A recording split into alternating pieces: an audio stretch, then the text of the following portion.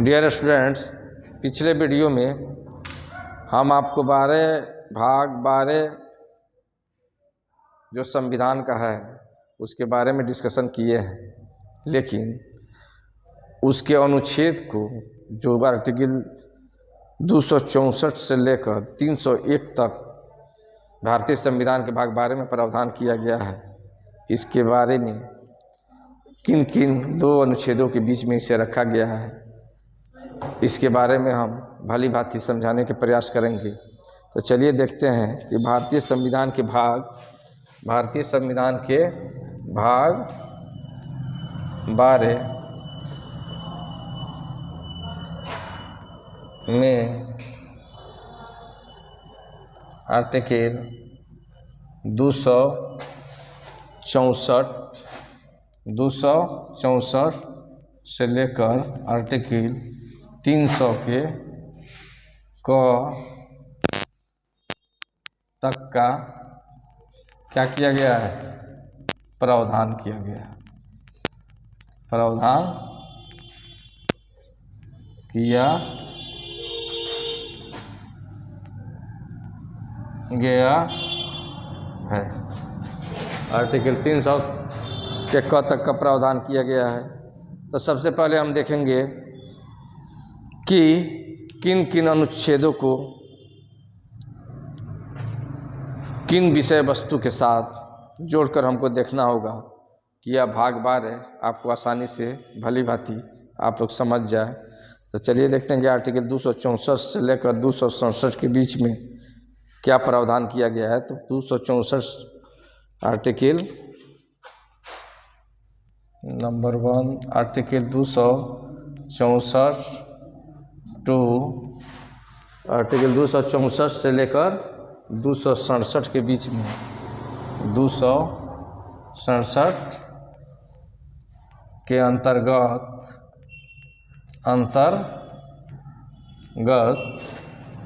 जो है यह प्रावधान किया गया है कि भारत और राज्यों की संचित निधि तथा लोक सेवा, भारत तथा राज्यों की संचित निधि, भारत तथा राज्यों की संचित निधि और लोक लेखा कमेटी, लोक लेखा आकस्मिक निधि, आकस्मिक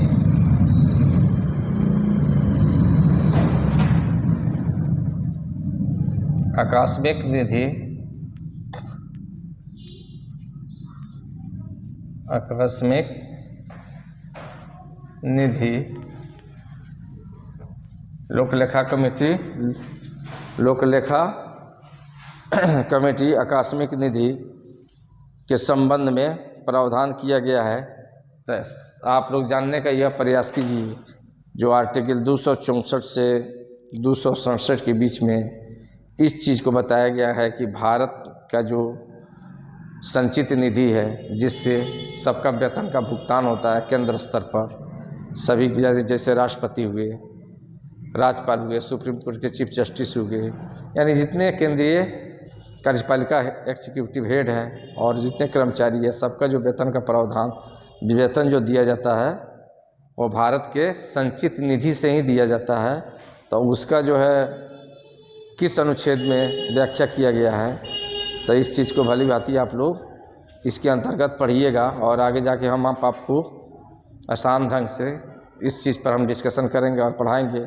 दूसरा इसमें बताया गया है लोक लेखा यानी ऑडिट, लोक लेखा कमेटी के बारे में, लोक लेखा समिति के बारे में, उसके बारे में। तीसरा बताया गया है आकस्मिक निधि, यानी जो एटेंडम देश में कोई घटना घटती है तो उसमें जो फंड, जो आकस्मिक निधि एक फंड है जो प्रधानमंत्री राहत कोष भी उसके अंतर्गत आता है। यानी कहने का अर्थ यह है कि जितने भी राजस्व यानी भारतीय राजस्व से संबंधित प्रावधान है और राज्यों से संबंधित जो केंद्र राज्य को हेल्प करता है, मदद करता है, वह सबका प्रावधान को हम भारतीय संविधान के भाग 12 में क्या करेंगे, विस्तृत ढंग से अध्ययन करेंगे।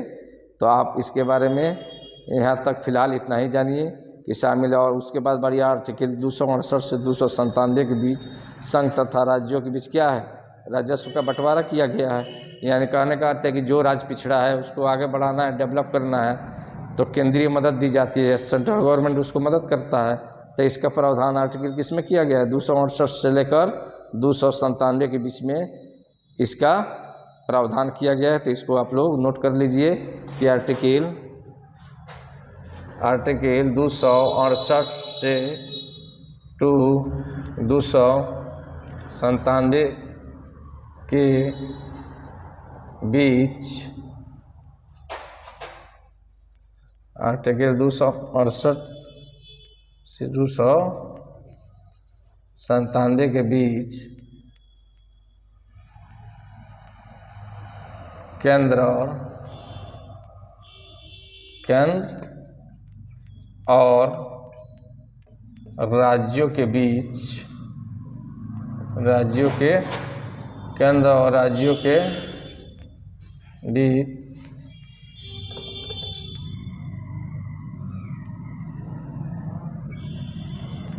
राज्यों के बीच राजस्व का बंटवारा। किस चीज़ का बंटवारा, राजस्व, पैसा, यानी केंद्रीय मदद राज्य को जो दिया जाता है, कोई भी केंद्र सरकार करता है। तो केंद्र और राज्यों के बीच क्या है, केंद्र और राज्यों के बीच राजस्व की बंटवारे के बारे में चर्चा किया गया है। नेक्स्ट जो आपको इसमें जानने का कोशिश, तो ये भी आपको फाइनेंशियल एडमिनिस्ट्रेशन यानी फाइनेंस से ही रिलेटेड है, जिसमें वित्त आयोग का चर्चा किया गया है जो आर्टिकल 280 में है, और उसके क्रियाकलाप के बारे में इसको यानी उसके कार्यों के बारे में अध्ययन करना है। तो आर्टिकल 280 से 281 के बीच में जो है वित्त आयोग के गठन तथा उसकी सिफारिश के संबंध में प्रावधान किया गया है। यानी कहने का अर्थ है कि आर्टिकल लिख लीजिए आप लोग कि आर्टिकल 280 टू 281 के अंतर्गत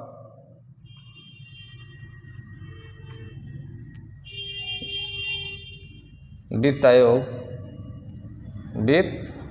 आयोग का गठन, यानी कहने का अर्थ है कि वित्त आयोग का गठन का प्रावधान आर्टिकल 280 में है, और उसकी सिफारिश और उसके यानी वित्त आयोग की सिफारिश का प्रावधान किया गया है,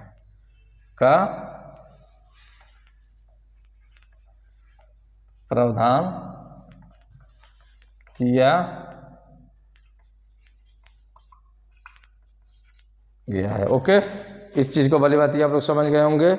अब चलते हैं 282 टू 291। तो इसमें क्या है, ये भी फाइनेंस से रिलेटेड है। तो इसमें है कि 282 से लेकर 291 के अनुच्छेद के बीच में जो है परिकीर्ण वित्तीय उपपद से संबंधित प्रकार, यानी कहने का अर्थ है कि परिकीर्ण वित्तीय 282 टू 4 में है, 282 टू अनुच्छेद आर्टिकल ओके।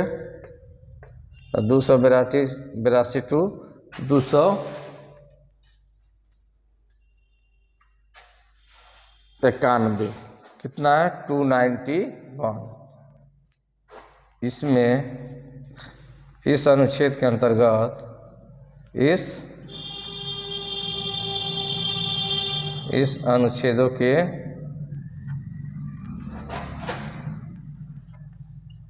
अंतर्गत इस अनुच्छेदों के अंतर्गत परिकीर्ण वित्तीय उपबंध, परिकीर्ण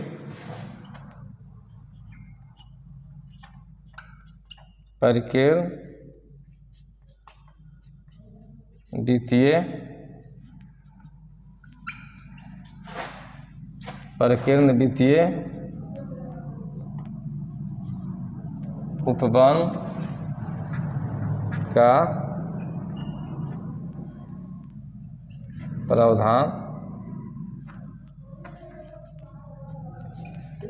किया गया है। इस चीज़ को भी भली बात आप लोग समझ गए कि ये भी जो बात कर रहा है फाइनेंस से रिलेटेड है, राजस्व से संबंधित बात इसमें हो रही है। तो जाहिर सी बात है इस चीज़ को भली भांति आप लोग समझ गए होंगे कि भाग जो 12 जो पढ़ना है भारतीय संविधान में, तो ये पूरा का पूरा जो है राजस्व से रिलेटेड अनुच्छेदों का व्याख्या किया गया है इसमें। अब हम आते हैं 292, यानी कहने का अर्थ 291 हो गया, और 291 के बाद 292 से लेकर 293।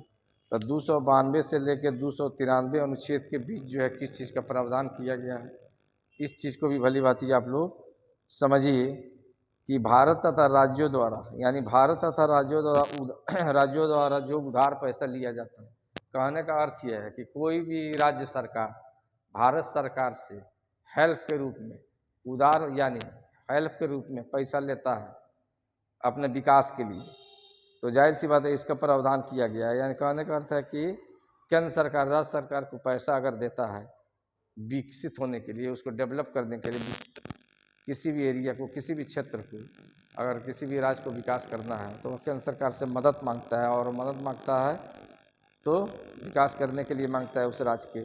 तो इसका प्रावधान किया गया आर्टिकल 292 और 293 के बीच में। तो आपको इसको भी लिख लीजिए कि भारत तथा राज्यों द्वारा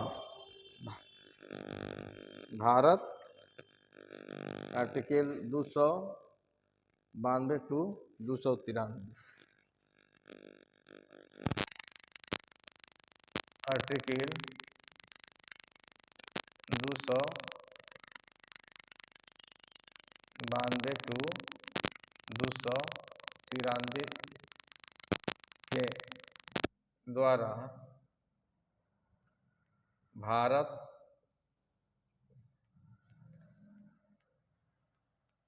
तथा राज्यों को भारत तथा राज्यों द्वारा उधार लेने के संबंध में, भारत तथा राज्यों को उधार लेने के संबंध में इस अनुच्छेद के बीच प्रावधान किया गया है। ओके, इस चीज़ को भी भली भांति आप प्रावधान है, इस चीज़ को भी भली भांति आप लोग मोटा मोटी समझ गए, इसमें कोई परेशानी नहीं होगी। अब आते हैं, जाहिर सी बात है 294 से 300, तो इसमें क्या है, इसमें है संपत्ति, यानी संपत्ति, संविदा, अधिकार, दायित्व, आभार और व्यवहार के संबंध में प्रावधान किया गया है। तो जाहिर सी बात है इस चीज़ को भी भली भांति आप लोग लिख लीजिए कि आप लोगों को परेशानी नहीं होगी इसको समझने में। चलिए हम देखते हैं कि 293 टू, यानी कहने का अर्थ है 294 टू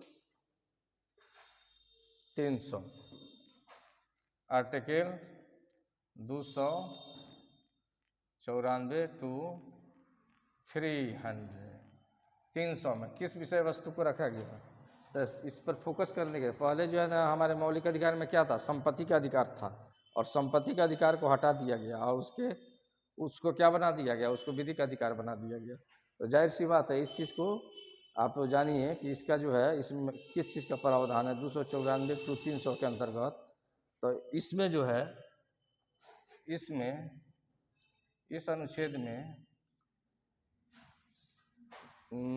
अनुच्छेद में जो है आपको संपत्ति, संविदा अधिकार,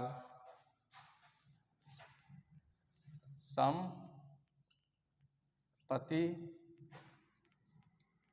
की संविदा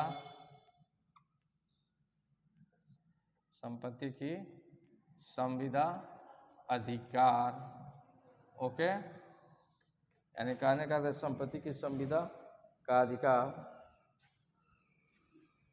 संपत्ति की संविदा का अधिकार, दायित्व, आभार, दायित्व, आभार एंड आपको व्यवहार के संबंध में, आभार एवं व्यवहार के संबंध में, व्यवहार के संबंध में क्या किया गया है, प्रावधान किया गया है, प्रावधान किया गया है। यानी कहने का आर्टिकल 294 से लेकर 300 के अंतर्गत इसमें संपत्ति की संविदा अधिकार, दायित्व, उसकी जिम्मेदारी, रिस्पॉन्सिबिलिटी, उसके प्रति आभार एवं व्यवहार के संबंध में प्रावधान किया गया है, जो 294 से लेकर 300 अनुच्छेद के बीच इस विषय वस्तु को भारतीय संविधान में व्याख्या किया गया है। इसको हम लोग आगे डिटेल्स पढ़ेंगे, फिलहाल आप लोग डिवीजन में इतना ही जानने का प्रयास कीजिए। ओके, नेक्स्ट जो है आर्टिकल 300 के क क्या है, अनुच्छेद, आर्टिकल 300 के क। तो इस अनुच्छेद में क्या प्रावधान किया गया है, इस पर फोकस कीजिए आप लोग। इसमें यह प्रावधान किया गया है कि संपत्ति के अधिकार को विधिक अधिकार बना दिया गया है। यानी कहने का अर्थ यह है कि पहले जो है फंडामेंटल राइट्स यानी मौलिक अधिकार में क्या था, संपत्ति के अधिकार को शामिल किया गया था, बाद में उसे मौलिक अधिकार से हटा दिया गया। यानी 44वें संविधान संशोधन 1978 के द्वारा।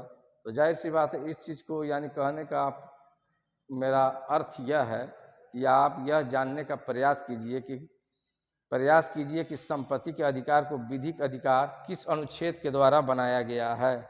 यह क्वेश्चन आपको एग्जाम में भी बार बार पूछता है कि संपत्ति के अधिकार को विधिक अधिकार किस अनुच्छेद के द्वारा बनाया गया है। तो आपका आंसर होना चाहिए आर्टिकल 300 का कितना, क। ओके, और किस संविधान संशोधन के द्वारा, तो 44वें संविधान संशोधन 1978 के द्वारा। उसके बाद जाहिर सी बात है आपका क्वेश्चन आएगा यह किस भाग के अंतर्गत रखा गया था, तो भाग 12 के अंतर्गत रखा गया था।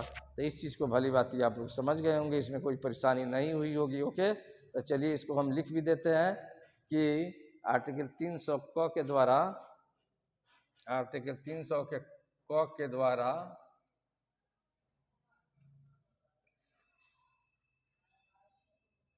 संपत्ति के अधिकार को